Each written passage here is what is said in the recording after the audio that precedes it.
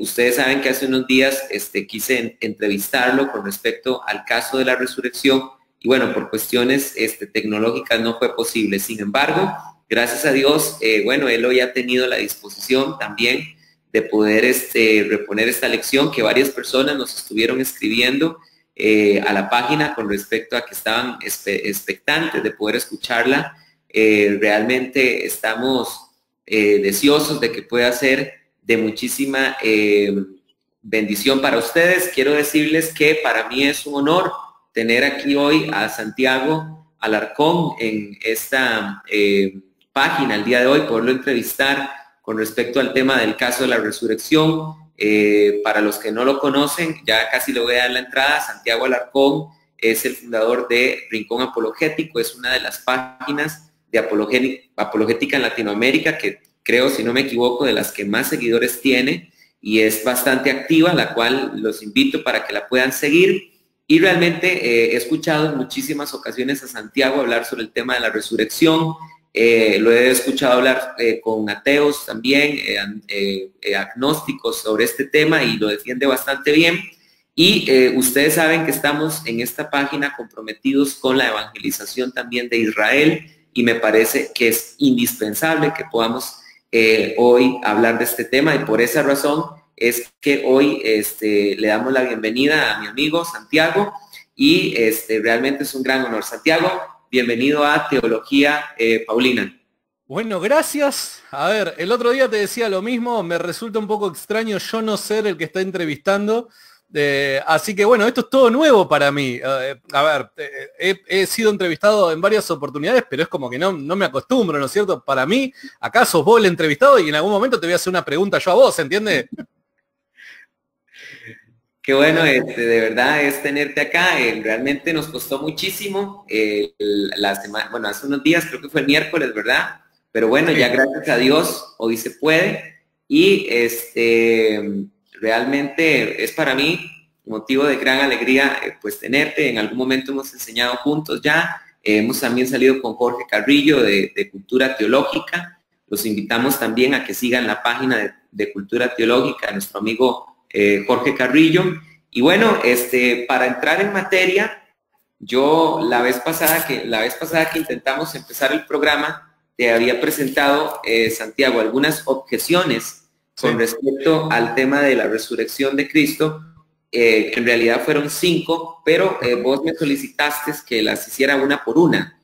Entonces, para que sea más sistemático y para poder hacerlo más ordenado, voy a empezar con la primera y quiero decirles, invitar a las personas que están escuchando esta enseñanza que le den compartir. Ojalá nos puedan ayudar con eso para que alcance la mayoría de personas y sea de bendición. Pero también decirles que al final del programa vamos a estar leyendo sus comentarios, sus preguntas, para que ustedes sepan que también van a tener participación en esta charla, entrevista que le voy a estar haciendo a Santiago.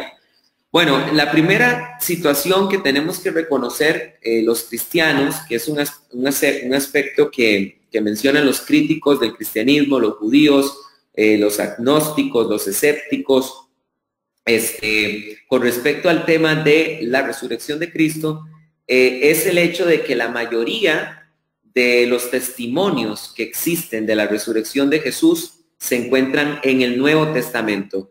Quiero mencionar quizás, y tal vez que Santiago ha estudiado más este tema que yo, puede él corregirme, pero quisiera mencionar a mi juicio, o es quizás, o por lo menos es de los más importantes, testimonios extrabíblicos que hay de Jesús fuera de la Biblia. Dice Flavio Josefo en su obra Guerras de los Judíos lo siguiente, dice: por ese tiempo vivió un hombre sabio llamado Jesús, y su conducta era buena, y era sabido que era virtuoso.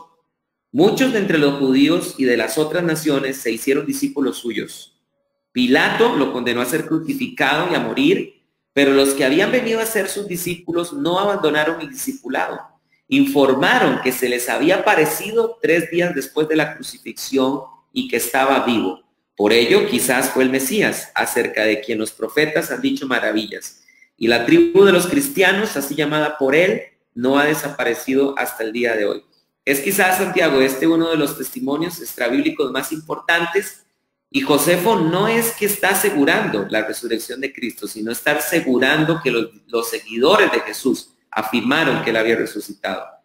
¿Qué podemos decir, Santiago, ante el hecho de que las fuentes de la resurrección fueron escritas por sus discípulos y podríamos perfectamente argumentar de que ellos tenían una predisposición emocional, psicológica, de hablar a favor del caso de la resurrección? ¿Qué podemos decir ante esa ausencia de material extrabíblico con respecto al tema de la resurrección?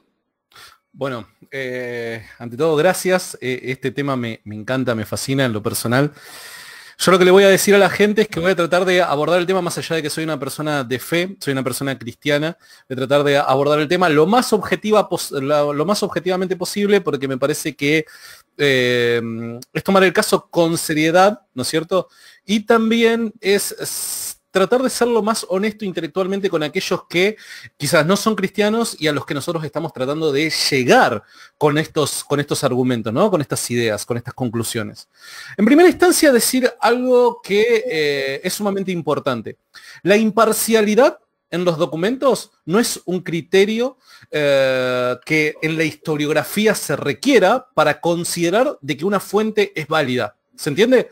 Lo vuelvo a repetir, la imparcialidad en un documento no es un criterio en donde que la historiografía demande para considerar de que tal fuente es una fuente veraz, que es una fuente confiable. De hecho, a ver, la mayor parte de los documentos, a ver, se me viene a la memoria uno o dos nada más, pero la mayor parte de los documentos de la antigüedad y del presente son documentos parciales, son documentos que han sido escritos relatando, describiendo hechos que han ocurrido con intenciones. ¿Se entiende? De hecho, a mí me resulta hasta ilógico llegar a creer que alguien se puede tomar la molestia de hacer una descripción histórica con respecto a un hecho sin tener la intención detrás de transmitir un mensaje, de transmitir algo que cree, ¿se entiende? Ya sea a favor o en contra del hecho de la persona que se esté tratando. Es muy difícil desligar eso. Pero en la antigüedad era mucho más fácil. En la antigüedad esto era algo que se daba. A ver, alguien que se tome el trabajo de describir biográficamente la vida de una persona, un determinado tiempo en la vida de una persona, o describir los eventos particulares, ejemplo, guerras, conquistas y demás, eran personas que se sabía de antemano que tenían la intención de comunicar ciertas ideas que consideraba esta persona importante.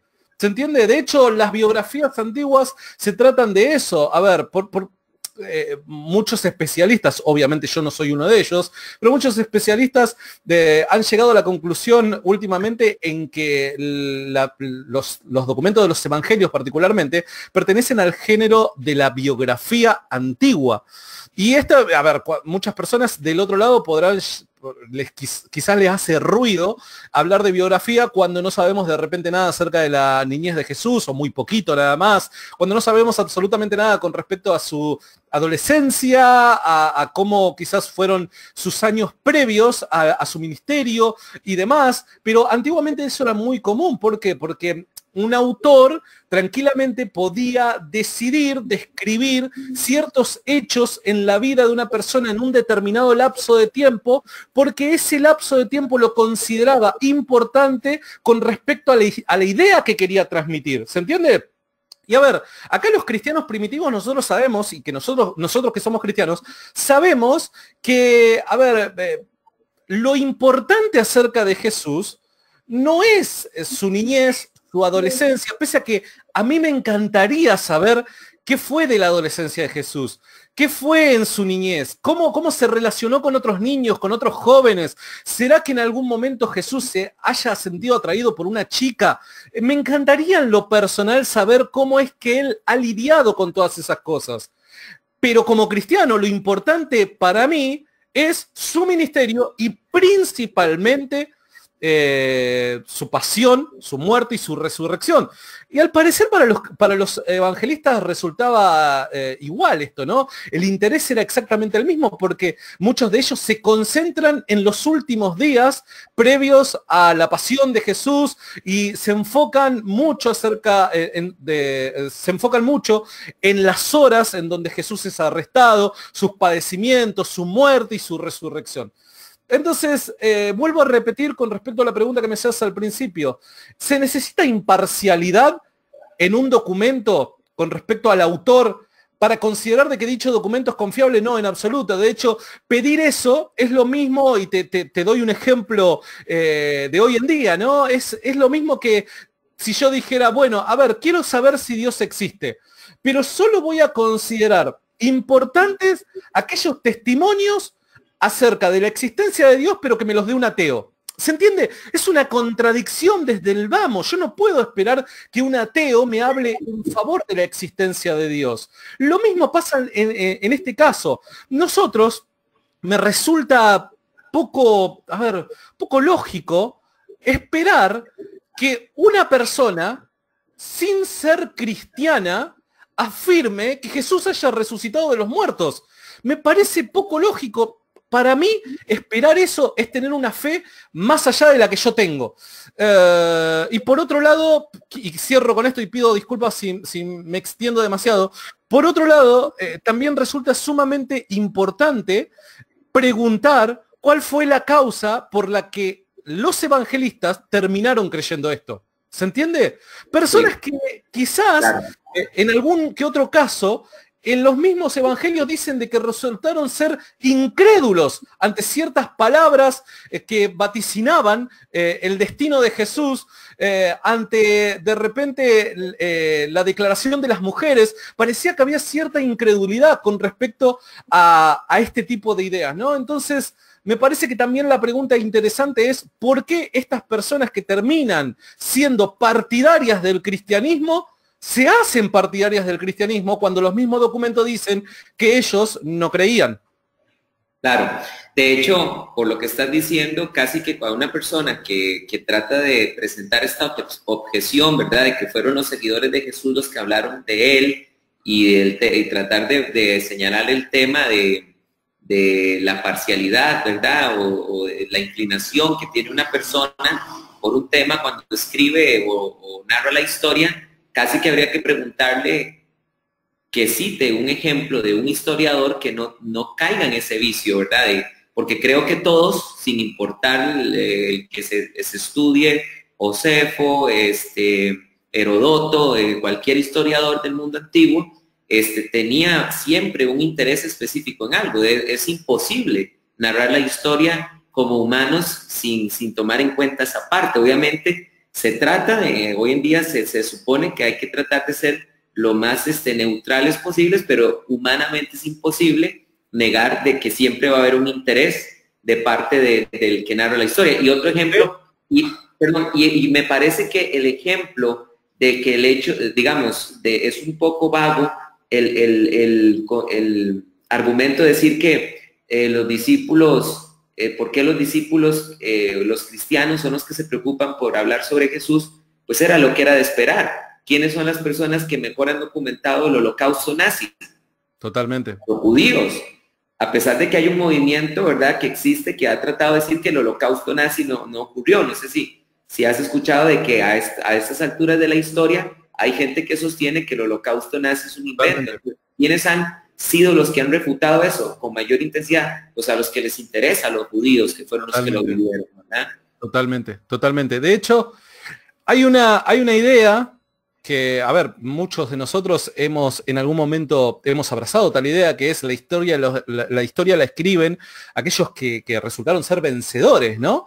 Y esta idea, pese a que no es aplicable en todos los casos que conocemos históricos, esta idea tiene algo de verdad, ¿no? Porque la mayor parte de la historia antigua que llega a nosotros fue escrita por gente partidaria, gente que ha resultado victoriosa y por eso se ha conocido su historia. Tenemos algunos, ¿cómo decirlo? Algunas excepciones a la regla, de ejemplo, Tucídides, Genofonte, o sea, tenemos excepciones a la regla, pero por lo general son los partidarios los que escriben la historia.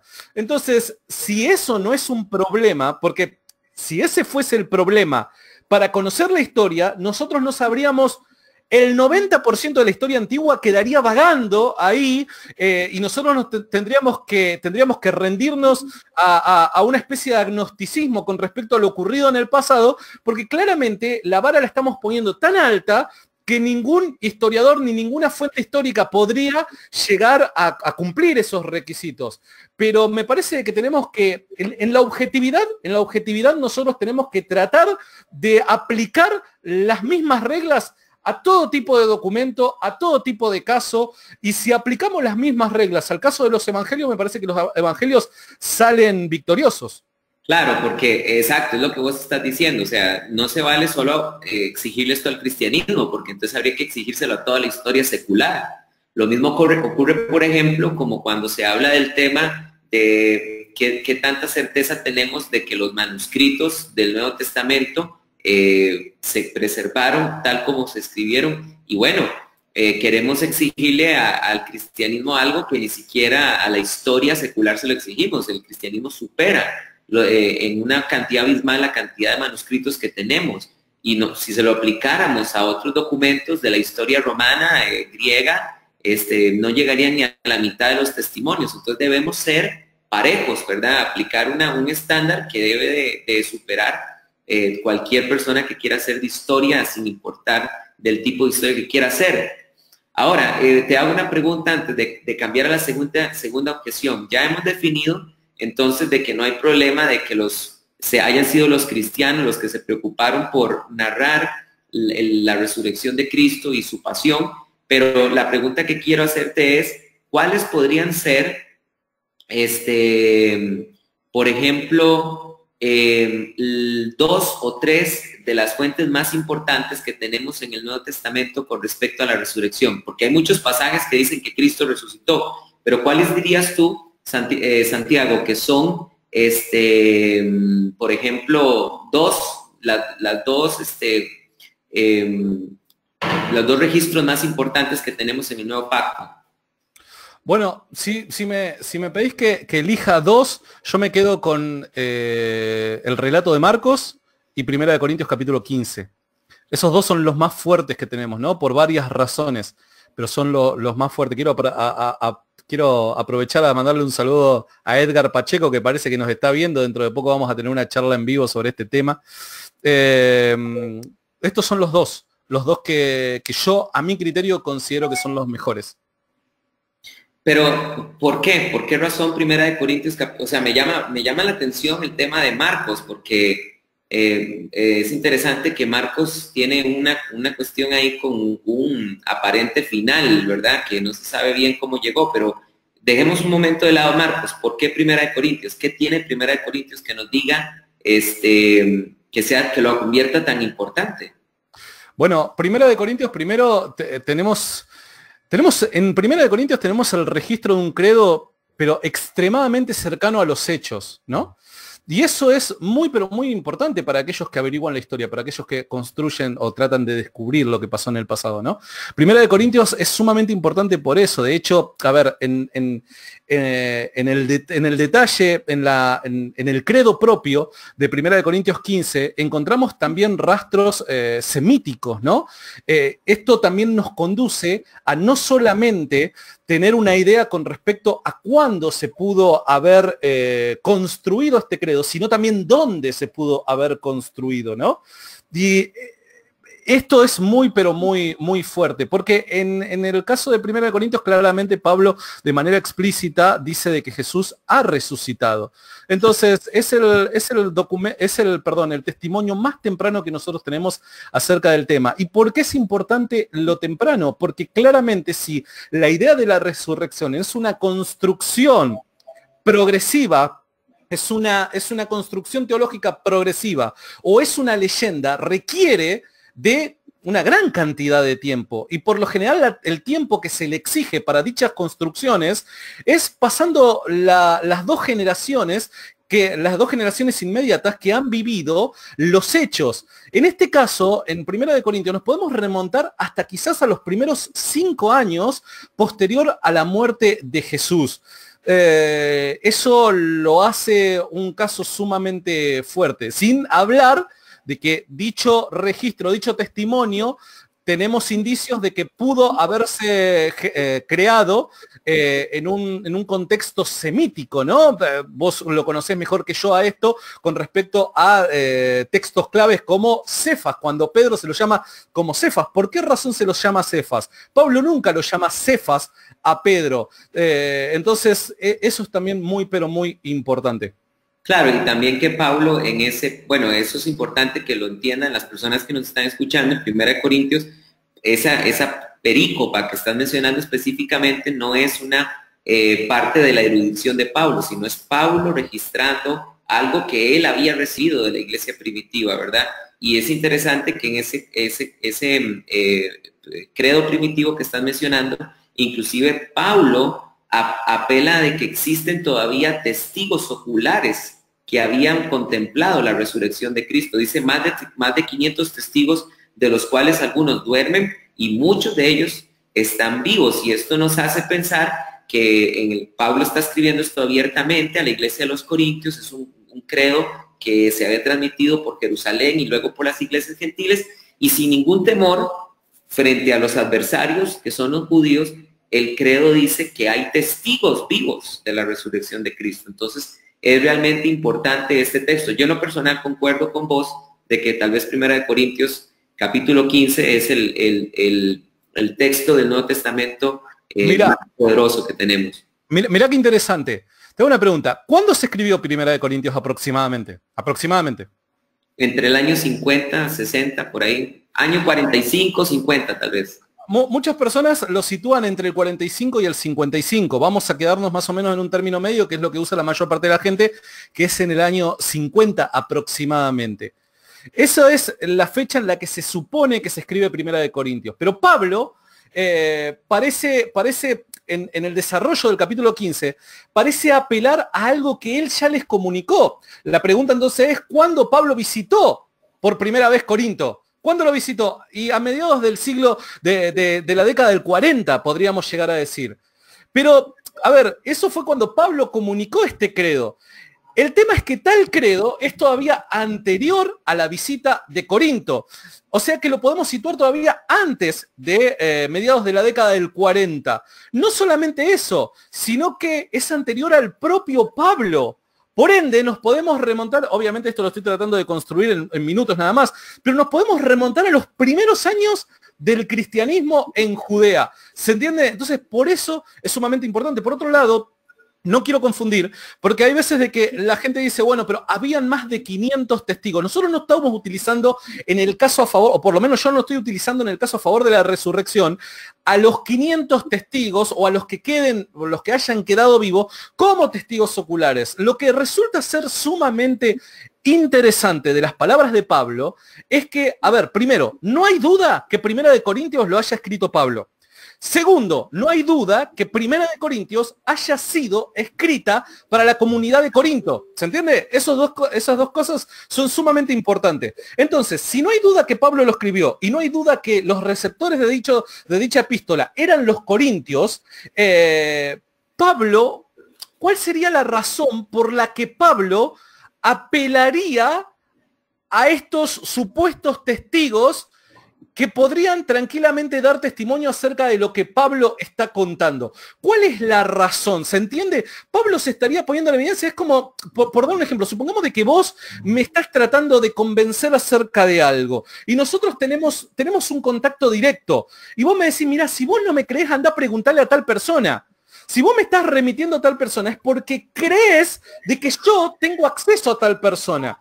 ¿Se entiende? Sí. En ese acceso, en esa facilidad que yo tengo de acceder a quien vos me estás dirigiendo, yo puedo o descubrir que vos me estás diciendo la verdad o descubrir que vos me estás diciendo una mentira.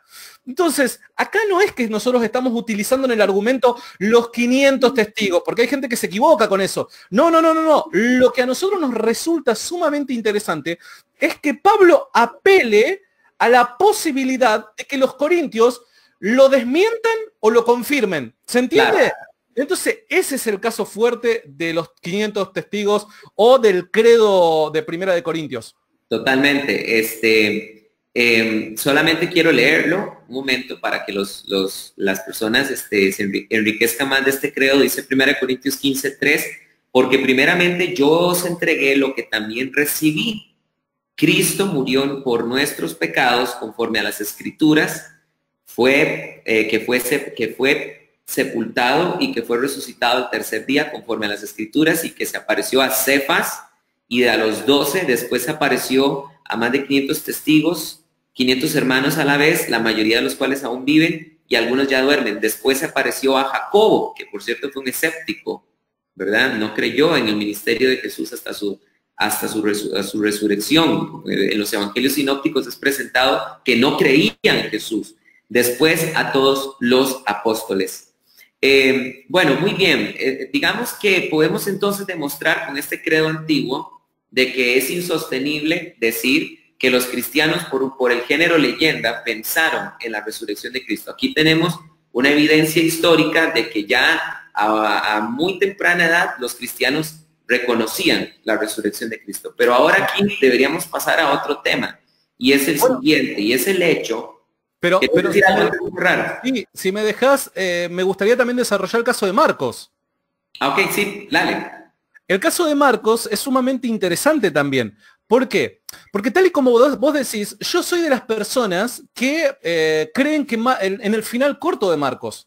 Yo soy de las personas que creen en el final corto de Marcos. Creo que vos hablando, perdón, de que llega hasta el versículo 8. Marcos totalmente, 16. Totalmente. Yo particularmente creo que vos también, si no me equivoco. Yo también, igual.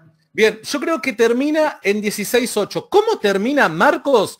No termina con ninguna aparición. Y eso es lo más fascinante de este testimonio, que Marcos no termina con ninguna aparición. Marcos termina únicamente con el testimonio a las mujeres, y las mujeres salen corriendo con miedo de contar algo. Ahora, cuando nosotros tenemos en nuestra cabeza la idea de lo que es un testimonio legendario, y con esa idea de lo que esperaríamos nosotros encontrar en un documento que relate leyenda, Marcos no cumple con esos estándares, Marcos no cumple con esos requisitos, porque el final de Marcos es extremadamente sobrio, de tal manera que ni siquiera hay una aparición de Jesús. ¿Se entiende? Lo que sí claramente detalla es una tumba vacía, y lo que también detalla es el primer testimonio de cuál fue el destino de Jesús. Jesús resucitó, aun cuando no ha aparecido. Porque es que me resulta fascinante el final de Marcos, porque el escéptico no tiene forma de decir que el final de Marcos está adornado, que está embellecido ni siquiera con presupuestos teológicos. Jesús no se aparece acá diciendo, tal y como lo dice Mateo, el final de Mateo, ¿qué es lo que dice? Todo poder me es dado y demás, ¿no es cierto? Parece eso ser el desarrollo de una creencia cristiana primitiva, la construcción teológica con respecto a lo que los primeros cristianos creían acerca de Jesús. Pero Marcos evita eso. No hay teología cristiana, parece ser el relato sobrio de una persona que quiere contar algo. Entonces, si nosotros creyéramos que los evangelios son descripciones legendarias con respecto a la persona de Jesús, que con el pasar del tiempo se la ha adornado para darle otra, ¿cómo decirle? Otra figura, una figura media endiosada y demás, en Marcos no lo encontramos. Sin decir que Marcos, siendo el que hoy se considera el testimonio más temprano acerca de Jesús, se considera que fue escrito aproximadamente a mediados de los años 50, quizás en el año 60. Entonces, esto es mucho a favor del documento de Marcos.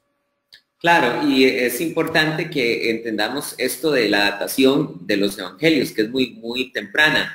Una vez estuve hablando con un musulmán que me quiso decir que el evangelio de Marcos fue escrito en el año 120. No es así, por una simple razón. Sabemos que Lucas es una sola obra con Hechos de los Apóstoles, y Hechos de los Apóstoles no narra la muerte de Pablo, la muerte de Pedro, que ocurrieron en el año 68, no narra la destrucción del templo en el año 70. Entonces, por lo que estás vos hablando de que no tenemos ningún problema en reconocer esto, de que los evangelios fueron reconstruyendo teológicamente más el tema, vemos que Mateo agrega más, Lucas todavía agrega más información de los discípulos de Maús y todas estas cosas. Lo interesante es que los evangelios, si Hechos, ni siquiera Hechos fue escrito en el año 68, tuvo que haber sido escrito antes, muchísimo antes tuvieron que haber sido escritos los evangelios, sobre todo el de Marcos. Pero ahora vamos a pasar a otro tema, y es el hecho de que, ok, tenemos registros históricos de que los cristianos creían a una temprana edad que Jesús había resucitado, pero ¿qué tal si los discípulos se confundieron? ¿Qué tal si realmente lo que pasó fue que cuando el Señor fue crucificado, Él se desmayó en la cruz, luego del desmayo pensaron que Él estaba muerto, lo bajaron de la cruz, y después de eso la gente lo vio otra vez incorporado y pensó que había resucitado? Eso no es imposible que ocurra. No es imposible que una persona sobreviva a una crucifixión. Quiero citar lo que dice Flavio Josefo en su historia La Vida, donde él habla de su propia vida. Dice así Flavio Josefo, abro comillas, dice: cuando Tito César me envió con cerealio y 1000 jinetes a una aldea llamada Tecoa para comprobar si el lugar era apropiado para construir una trinchera, de regreso vi a muchos prisioneros que habían sido crucificados, y entre ellos reconocí a 3 familiares míos. Sentí un gran dolor y acercándome a Tito le hablé de ello llorando. Inmediatamente ordenó que los descolgasen y les dieran toda clase de cuidados. 2 murieron mientras los curaban, pero el tercero sobrevivió. Entonces aquí tenemos un registro histórico de que una persona sobrevivió a una crucifixión. Entonces, ¿por qué no pudo haber pasado esto con Jesucristo? Bueno, me parece de que ese texto es maravilloso para tratar el tema, ¿no? Primero, a ver, previamente a esto, a ver, yo tengo muy poco, pero casi nulo conocimiento de medicina, por ende tuve que anotar, sí, previamente algunas cosas, por eso esto lo voy a leer, pero es sumamente llamativo esto. Primero, ubiquémonos en contexto. Jesús aproximadamente desde el momento de su arresto hasta su muerte pasó, hay personas que difieren, pero un poco más, un poco menos, unas 18, entre 15 y 18 horas de padecimientos. Desde el momento en el que es arrestado hasta el momento en el que Jesús muere. Vuelvo a repetir, puede haber una pequeña variación, pero no mucho más que eso. Jesús sufrió de hematidrosis, que es ansiedad severa. Esto ¿cómo lo vemos? Bueno, recuerden en el huerto de Getsemaní, cuando Jesús está orando, que parece sudar sangre. Bueno, esto es un claro caso de hematidrosis, ¿no es cierto? Y eso produce debilidad en la piel. Esto es sumamente importante. La hematidrosis produce debilidad en la piel. ¿Por qué digo que es importante? Porque posterior a eso, cuando es arrestado, Jesús es golpeado por los soldados. Además, es azotado Jesús, no solamente con los azotes comunes, que eran los que todos conocemos, ¿no es cierto?, lo de cuero, sino también con otro tipo de azotes que contenían en sus puntas. Aquellos que vieron quizás la película La Pasión de Cristo podrán acordarse, aquellos azotes que tenían varias puntas, tenían pelotitas de acero, ¿no es cierto?, tenían pedazos de huesos afilados y demás. Y tal y como lo describe esa famosa película La Pasión de Cristo, estos azotes tenían como objetivo desgarrar el músculo, desgarrar la piel y arrancarte, ¿cómo podríamos decir? Crudamente el pedazo, te arrancaba el pedazo. De hecho, Eusebio describe algunas que otras crucifixiones y padecimientos antes de la crucifixión, donde parece ser que hay personas que se le veía hasta la parte interna del cuerpo por causa de esos desgarros. Entonces Jesús también pasó por eso. A ver, también sufrió conmoción hipobólica. ¿Esto qué produce? Produce taquicardia. El corazón bombea sangre que ya no existe. Recuerden, Jesús después de haber padecido esto, de que es los azotes y el tipo de azotes que sufrió, obviamente hubo una gran pérdida de sangre. ¿Esto qué produce la gran pérdida de sangre? Que el corazón se acelere porque hay sangre que está faltando en el cuerpo y necesita llenarse el cuerpo de sangre.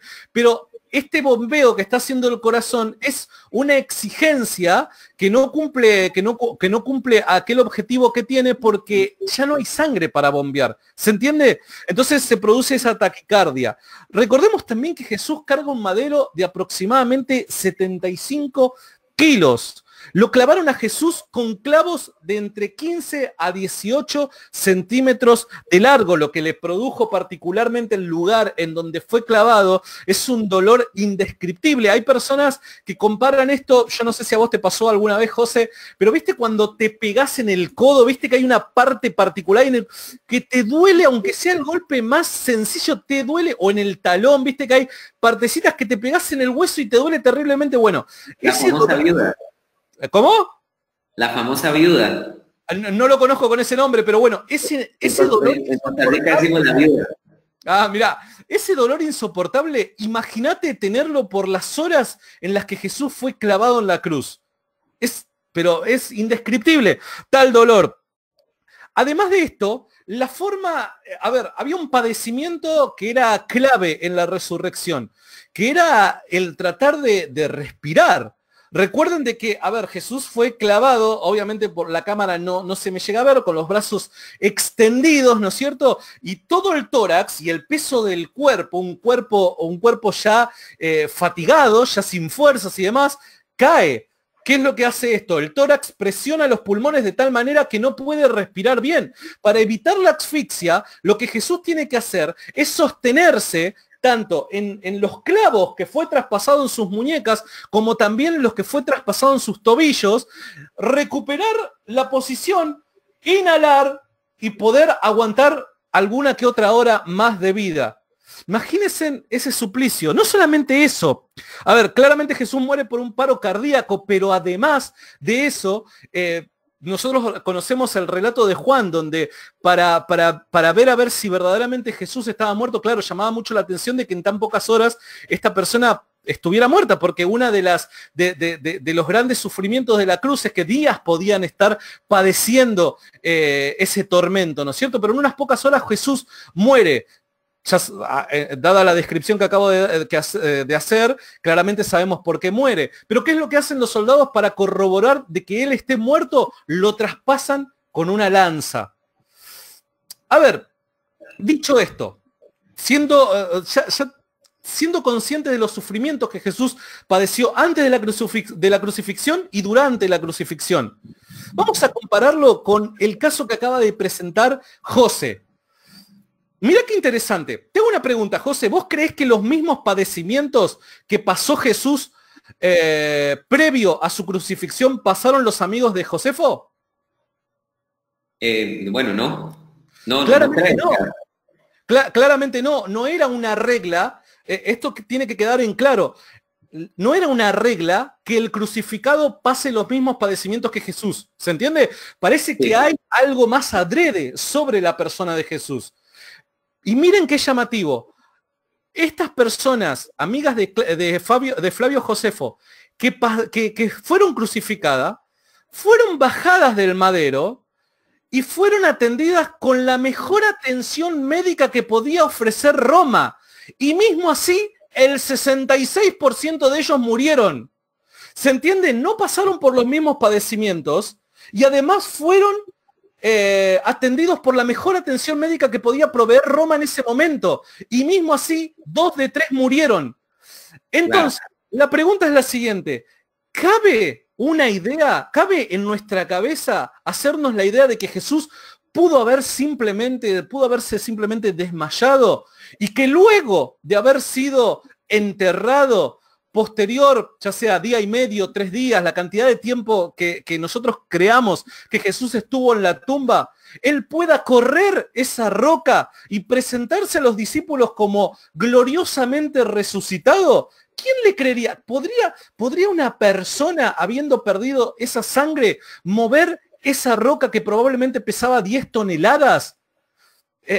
Tal idea es una tontería, ¿se entiende? No, no solo eso, sino que también viendo los evangelios y los escritos de Pablo, no como un escrito teológico, sino acercándonos a ellos como un escrito histórico, podemos también demostrar que los cristianos creían en la doctrina a una temprana edad, del cuerpo glorificado. Hubiera sido patética la figura de Cristo Totalmente. de haberse bajado de la cruz si es que se hubiera desmayado, lo cual es imposible porque la cruz es una muerte de asfixia. Totalmente. Y quiero resaltar esto. Ojo porque, a ver, este video nosotros consideramos de que lo va a ver también personas que son escépticas al caso de la resurrección. En el argumento de la resurrección, nosotros en ningún momento estamos defendiendo el caso de que Jesús resucitó con un cuerpo glorificado. Ese no es el argumento. Pero es importante lo que dice José, porque la creencia primitiva era esa. Entonces, ¿cómo podría haberse dado tal creencia primitiva después de un Jesús que más daría pena, ¿no? Poder verlo de esa manera, ¿no? Haberse presentado y haber dicho, bueno, acá estoy resucitado, todo ensangrentado, todo el cuerpo desgarrado. No cabe, no es plausible tal idea, José. Claro, eso es lo que queremos que nuestros amigos escépticos que nos escuchan y los mismos cristianos entiendan, aprender a acercarse al texto teológicamente y también acercarse al texto históricamente hablando. No es que estemos en este momento desarrollando la doctrina del cuerpo glorificado, que por cierto en un programa, una vez vos, Jorge Carrillo y yo hablamos sobre ese tema, pero desde un punto de vista teológico. Hoy estamos hablando desde un punto de vista histórico. Los cristianos creían que Cristo tenía un cuerpo glorificado. Totalmente. Y si Cristo se hubiera bajado de la cruz después de haber estado flagelado, después de que la lengua se le salió, porque no sé si sabías que cuando el Señor dijo, ¿verdad? Eli, Eli, lama asapta ani, esa confusión de por qué, déjalo porque llama a Elías, es probablemente porque por la deshidratación la lengua se le había salido. Entonces, mira, eso no lo sabía. Es muy probable que no le entendieron por eso, porque por una severa deshidratación se le salió la lengua. Entonces, todas esas cosas, ¿verdad? Los golpes, las heridas de la flagelación que ordenó Poncio Pilato, los clavos, ver a Jesús jamás hubiera esa figura permitido construir el tema de que los cristianos creyeran en un cuerpo glorificado. Antes de seguir, Santiago, y darte dos argumentos más para terminar, quisiera primero saludar a nuestros hermanos que nos están siguiendo desde hace rato, ya se han mantenido. Gracias a Randall Muñoz, él es de acá de Costa Rica, cuando vino... un amigo, le mando un abrazo enorme, es un amigo, Randall. Cuando él vino Jorge vino al congreso que hicimos en Río Dios, él nos vino a visitar, le mandamos un saludo. Olga Larcón, supongo que es tu esposa, ¿verdad? No, es mi madre. Ah, sí, es que ustedes en Argentina no dan el apellido, ¿verdad? No nos conviene. Bueno, un saludo a la mamá de Santiago, nos saluda Andrea Gangora, que dice salud, Dios los bendiga. Bueno, aquí hay una pregunta que vamos a dejar para el final, y es que Randall dice, Santiago, ¿cuál es la mayor objeción que tienen los escépticos referente de la resurrección de Cristo? Entonces, esto sería bueno que lo menciones, ya que tú has conversado con escépticos, con ateos. Creo que una vez te escuché hablar con un judío también del tema. Tal vez que nos digas cuál has sentido que hasta el momento ha sido la mayor objeción con respecto a la resurrección de Cristo. Quiero hacer un pequeño paréntesis, ahora que leo este mensaje de Randall, quiero decirles que ayer en Teología Paulina di un programa titulado Razones por las cuales los judíos no creen en Jesús. Entonces en ese programa estuve dando los argumentos más fuertes que presentan los judíos para negar que Jesús es el Mesías. Por si lo quieren buscar en Teología Paulina, ahí lo van a poder encontrar. Luis Cerecedo dice fascinante, Juanji Cifuentes dice muy interesante, Jessica Ferreira dice ese es el mejor de todos, los testigos oculares, yo siempre apunto a eso. Y bueno, hay un montón más de mensajes que las personas nos están haciendo. Les mandamos saludos a Santiago, saludos a la comunidad que está escuchando, gente de México, Costa Rica. Pero ¿qué tal, Santiago, si le contestamos esta pregunta a Randall, ¿cuál dirías vos que ha sido el argumento más de peso en contra de la resurrección de Cristo? Bueno, el argumento de mayor peso a mi criterio es, bueno, por algo yo cambio el argumento y después si tenemos tiempo lo voy a presentar. Yo tratando de ser honesto intelectualmente, me he dado cuenta que la palabra resurrección es una idea teológica y es difícil defender históricamente una definición teológica, ¿se entiende? Me parece a mí que defender históricamente, creer que podemos crear un argumento historiográfico para defender lo que teológicamente entendemos que es resurrección, eso es muy, pero muy difícil. Por eso, lo que yo presento no es un argumento así. Recuerden de que, a ver, hablar de resurrección implica hablar de la actividad de Dios al levantar a Jesús de los muertos con un cuerpo diferente al que murió. Eso quiere decir resurrección. Y históricamente es muy, pero muy difícil, por lo menos en mi caso, defender tal idea. ¿Se entiende? Sí. Me resulta muy, pero muy difícil decir Dios hizo esto. ¿Se entiende? Históricamente hablando.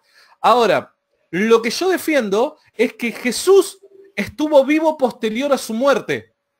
Y ahí las cosas cambian, porque el escéptico y el que defiende una posición naturalista a la hora de construir la historia está obligado a subirse al ring del debate y decir, ¿tenemos razones para creer que Jesús estuvo vivo posterior a su muerte? ¿Sí o no? Más allá de la causa, ¿se entiende? Porque la causa, los cristianos creemos por fe que fue Dios el que lo levantó. Pero vos no tenés forma de demostrar que Dios levantó a Jesús de los muertos con documentos históricos. No tenés. ¿Por qué? Porque los documentos históricos es el testimonio de personas que interpretaron ciertos hechos. ¿Se entiende? Sí. Entonces, resulta muy, pero muy difícil. Ahora, si nosotros podemos decir de que Jesús estuvo vivo posterior a su muerte, más allá de la causa, ahí claramente el contexto es otro, el ámbito es otro, y el escéptico tiene la obligación de subirse porque ya no es un argumento con presuposiciones teológicas, sino netamente históricas. Y si nosotros concluimos de que Jesús estuvo vivo posterior a su muerte, ahí es en donde nos tenemos que preguntar, ¿debemos creer el testimonio de los apóstoles, sí o no? Y ahí se abre otro debate interesante. Claro. Sí, bueno, yo al principio ya te entendí bien la idea porque yo creo que sí hay, por lo menos es interesante esto que estás mencionando, algunos textos interesantes de que las personas del siglo I entendían por resurrección la acción de levantarse de los muertos y volver a estar en un cuerpo. Por ejemplo, cuando Pablo les predica el Evangelio de los atenienses y les habla de la resurrección, ahí ellos se burlan porque para los griegos era inconcebible la idea que ellos que pensaban que el cuerpo era la prisión del alma, que el alma se haya liberado del cuerpo y haya regresado otra vez a su prisión. Entonces, tal vez ahí podemos encontrar un registro de que sí se entendía el concepto de resurrección, pero lo que estoy viendo, a lo que estás apuntando, es el hecho de querer demostrar de que hay evidencia histórica que nos hace entender que Jesús, después de la cruz y después de haber estado sepultado, apareció vivo a diferentes personas. Eso es lo que estás diciendo, ¿verdad? Totalmente. Y eso merece una explicación. Ahora, yo no es que llego hasta ahí y digo, bueno, listo, acá queda criterio de cada uno. No. Ahí hay ya una segunda parte del argumento en donde decimos, bueno, ¿cuál es la mejor explicación a este caso o a este evento poco habitual? ¿Por qué digo poco habitual? Porque hoy entendemos, en los tiempos en los que vivimos, que pueden haber varias causas por las que una persona diagnosticada muerta pueda aparecer viva. De hecho, hay muchos casos en donde médicos han diagnosticado a una persona muerta y luego de varios minutos se ha practicado reanimación, se ha hecho esto, aquello, y está viva. O sea, el diagnóstico de un especialista ha declarado algo que luego ha tenido que verse a la revisión. Entonces, no es extraño decir que si ocurre hoy, también pudo haber ocurrido en el pasado. Por eso, la primera parte del argumento se limita a decir, bueno, más allá de la causa, después discutimos la causa. Pero ahora, ¿podemos llegar a pensar de que Jesús estuvo vivo posterior a su muerte o no? ¿Hay evidencia? ¿Tenemos las suficientes fuentes para creer tal idea? ¿Sí o no? Y ahí es donde tenemos que discutir. Si llegamos a la conclusión de que sí, bueno, ahí ya damos el puntapié inicial para un segundo argumento o para una segunda parte de la discusión. ¿Cuál es esa causa? ¿Cuál es la mejor explicación a esto? Y obviamente ahí entra el factor Dios en el caso, ¿no? Pero al menos al escéptico lo que yo le propongo es que en esta primera parte del argumento tiene la obligación intelectual de subirse al ring y decir, che, a ver, acá no hay presuposiciones teológicas en medio, acá no hay presuposiciones de fe en medio, sino simplemente estamos tratando de remitirnos a los hechos y tratar de explicar mejor las evidencias y que, y que tratemos de llegar a conclusiones lo más objetivamente posibles. Claro, ahora, muy bueno el argumento, pero quisiera también decir otra cosa más. No solo tenemos registros históricos tempranos, de testimonios tempranos de que Jesús resucitó. También tenemos testimonios tempranos, aún dentro del mismo Nuevo Testamento, de que la posición de los judíos es que se robaron el cuerpo. Sí. Porque, por ejemplo, en Mateo capítulo 28, versículo 11 en adelante dice, y mientras ellos iban, he aquí algunos de la guardia fueron a la ciudad e informaron a los principales sacerdotes todo lo que sucedió. Y después de reunirse con los ancianos y tomar consejo, les dieron muchas piezas de plata a los soldados y les dijeron, decid, sus discípulos vinieron de noche y robaron mientras nosotros dormíamos, y esto llegó a oídos del procurador, nosotros los persuadiremos y os libraremos de las preocupaciones. Ellos entonces, tomando las piezas de plata, hicieron como se les había instruido, y este dicho fue divulgado entre los judíos hasta hoy. Entonces, ahora yo estoy haciendo lo mismo que has hecho tú, acercándome al texto, históricamente hablando, y aquí tengo un testimonio del siglo I de que los judíos sostenían que el cuerpo lo habían robado. También hay un testimonio del siglo II muy primitivo, que es el diálogo de Justino Mártir contra Trifón. Dice lo siguiente, abro comillas, esto dice con respecto a la tradición judía temprana, una herejía atea y anárquica ha surgido de un tal Jesús, un engañador galileo que fue crucificado, pero sus discípulos robaron su cuerpo de noche de la tumba donde fue colgado después que fue suelto de la cruz, y ahora engañan a los hombres declarando que él se levantó de los muertos y subió al cielo. Entonces ahí tenemos un testimonio también igual de antiguo que el de la resurrección. La pregunta es, ¿por qué no creer en que se robaron el cuerpo de Jesús? ¿Qué argumento de peso me puede hacer pensar que el testimonio judío no es verdad y sí el cristiano? Bueno, primero cabe destacar que si hay una persona que verdaderamente piensa eso, al menos llegamos a un punto en común. ¿Cuál es ese punto en común? La tumba estaba vacía. Eso es sumamente importante, porque sea una cosa o sea la otra, acá encontramos un punto en común, y es uno de los principales, de las principales columnas de nuestro argumento, ¿no? Había una tumba vacía, ¿sí o no? Ya sea que la causa sea una o la causa sea la otra, existe una tumba vacía. Y ahí estamos de acuerdo. Entonces, partiendo de esa base, es como que encontramos un punto en común. Mateo claramente lo que está diciendo muy tempranamente es respondiendo a algo que parece divulgarse en el siglo I, y que es la idea, sí, la tumba está vacía. Es como, a ver, vamos a ponernos en este escenario. Un predicador cristiano diciendo, muchachos, arrepiéntanse, Jesús, a quien vosotros crucificasteis, Dios lo ha resucitado de los muertos, y si no creen en esto, vayan a la tumba y vean que está vacía. Entonces se levanta un judío que es lo que dice, no, la tumba está vacía porque los discípulos robaron el cuerpo. Entonces se levanta otro cristiano y dice, a ver, nosotros no nos robamos el cuerpo, sino que lo que pasó fue que los sacerdotes, Entonces, lo que acá claramente expresa es una discusión muy temprana que estaba habiendo. Y esto nos juega a nosotros a favor, porque si tal si tal discusión existía, era porque innegablemente había una tumba vacía, innegablemente, porque si no, lo más lógico hubiera sido que los judíos hubieran conducido a las personas hacia la tumba y le hubieran dicho, muchachos, abran la tumba, acá está el cuerpo, se terminó, porque lo que más querían ellos era detener este movimiento naciente que era el cristianismo, detenerlo por un montón de razones, no les convenía ni religiosamente ni políticamente les convenía tal movimiento. Entonces lo que hubieran hecho era, muchachos, acá está el cuerpo, pero no hicieron eso, sino que, visto el problema que tenían, había una tumba vacía, tuvieron que dar respuesta a ello. Entonces, claramente acá lo que nos deja ver este inconveniente es que existía una tumba vacía, y en eso estamos de acuerdo. Santiago, para ir terminando, una última objeción.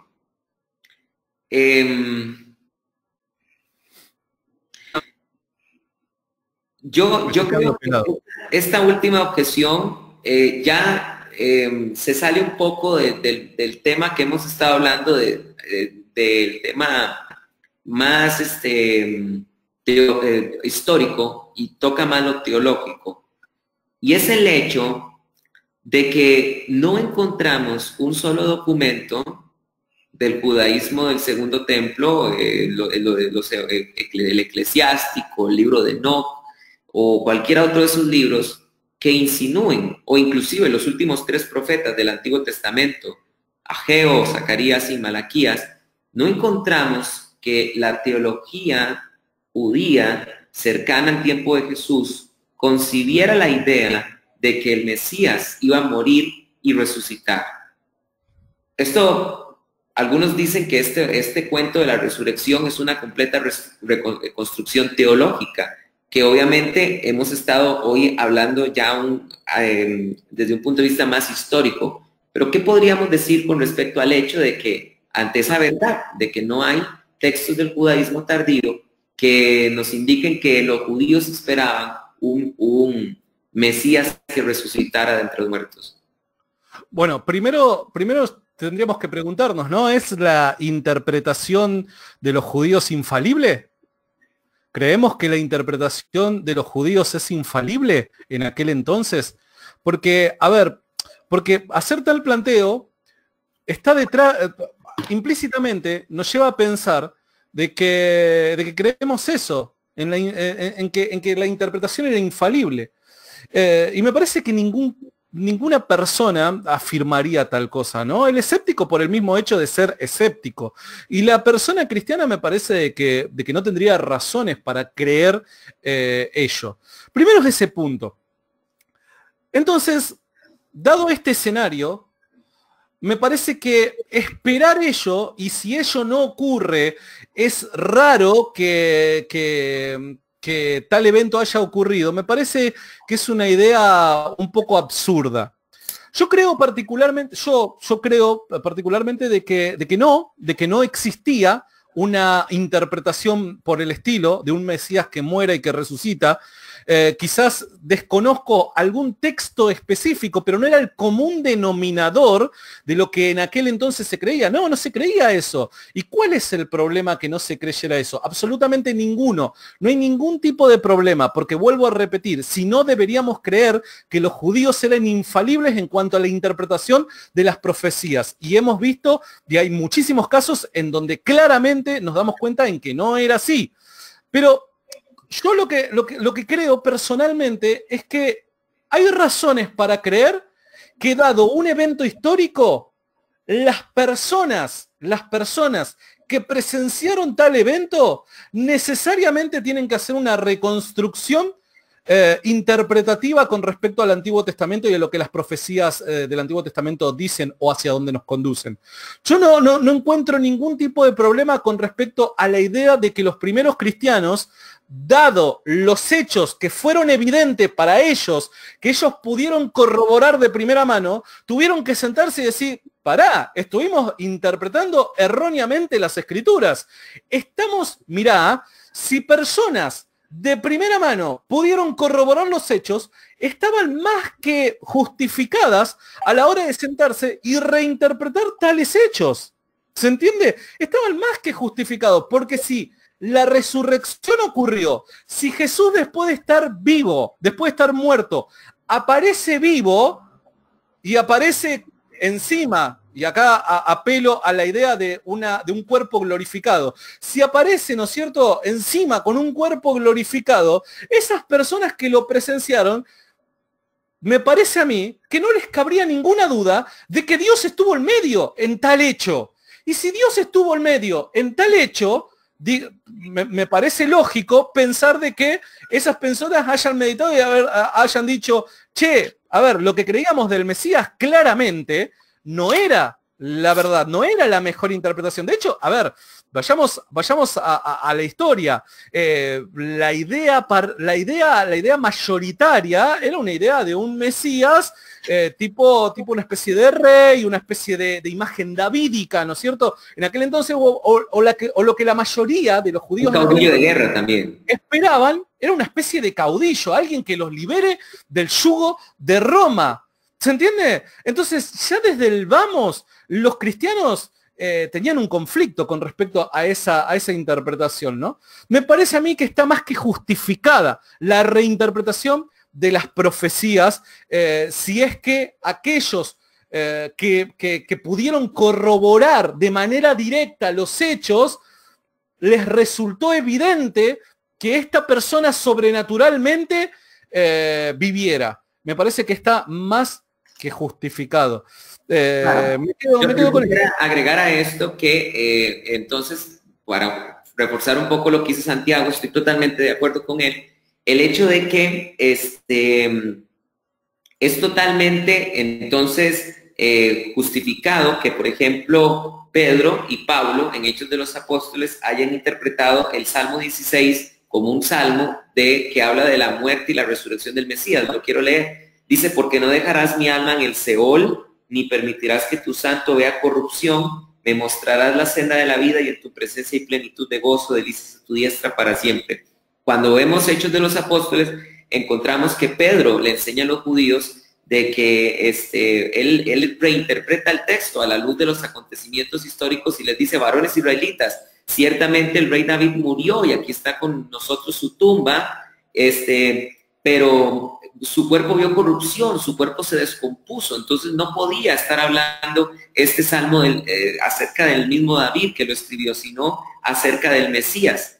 Quisiera agregar, bueno, este es un pasaje, por ejemplo, que los apóstoles reinterpretaron, es un buen ejemplo, pero yo quisiera agregar que este argumento, que lo utilizan en su mayoría los judíos, no es válido porque también los judíos han reinterpretado su idea del Mesías con respecto a los acontecimientos históricos que han ocurrido a su nación. Por ejemplo, esto de verdad que quiero invitarlos, si pueden estar escuchando la enseñanza que di ayer de por qué los judíos no creen en Jesús. Les digo rápidamente que los judíos, el judaísmo moderno está prácticamente modelado o esculpido por el pensamiento de dos grandes rabinos, que es Rabí Akiva y Rambam. Y Rambam, que fue un judío medieval, escucha lo que dice Santiago acerca del Mesías. Dice, en el tiempo del futuro, el rey Mashiach se levantará y renovará la dinastía del rey David, restaurando su soberanía inicial. Y mira lo que dice aquí. Él reconstruirá el Beit Hamikdash, es decir, el templo, el tercer templo. Cuando él menciona el Beit Hamikdash, es el tercer templo. Entonces vemos acá que los pasajes que hablan, por ejemplo, en el Antiguo Testamento del templo y que pondré mi tabernáculo entre vosotros y todo esto, ahora los judíos lo están reinterpretando según su realidad histórica, y es que están pensando que su Mesías les va a reconstruir el tercer templo. Entonces no nos pueden acusar a nosotros los cristianos de haber redefinido, de haber reinterpretado algunos pasajes, porque ellos mismos lo hacen con su propio Mesías que ellos esperan. Sí, no, totalmente, pero además, a ver, yo personalmente, ¿no? Yo me centro en esto de decir, acá la discusión, porque vamos de vuelta, si la resurrección ocurrió, estamos justificados en reinterpretar los textos proféticos, ¿se entiende? Estamos más que justificados. Acá la discusión no pasa por cómo interpretamos los textos proféticos. Pasa por si el hecho histórico ocurrió o no. Si el hecho histórico no ocurrió, bueno, siguen las cosas como están para de repente los círculos judíos, ¿no? Pero si el hecho histórico ocurrió, vale la pena reinterpretar los textos. ¿Se entiende? Sí. O sea, que si el hecho histórico ocurrió, nos da la licencia de reinterpretar. Totalmente, totalmente. Y ahí, bueno, algunas personas podrán decir, bueno, a ver, pero el hecho mismo de la resurrección, el hecho de que Jesús haya resucitado no era una evidencia suficiente para creer que él era el Mesías. Y es más que justificada tal idea. Pero a ver, si Jesús resucitó de los muertos y la mejor explicación es que Dios lo levantó a Jesús de los muertos, acá entra en escena otro factor sumamente importante que son los títulos cristológicos y las afirmaciones que Jesús hizo en vida sobre sí mismo. Si nosotros creemos que Jesús fue levantado por Dios de los muertos, estamos creyendo que un ser que consideramos moralmente perfecto reafirma la vida de una determinada persona y en vida esa persona hizo y dijo ciertas cosas acerca de su propia persona. ¿Se entiende? Totalmente.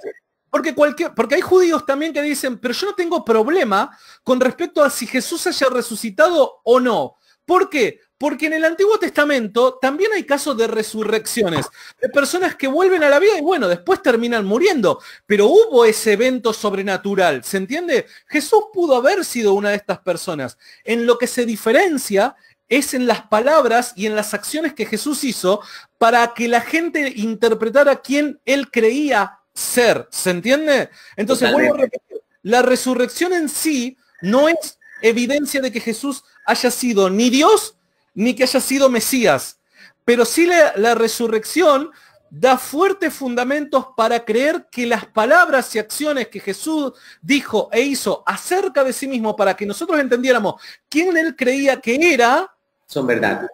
Totalmente, totalmente, son verdad. ¿Se entiende? Entonces, eso es sumamente importante. Totalmente.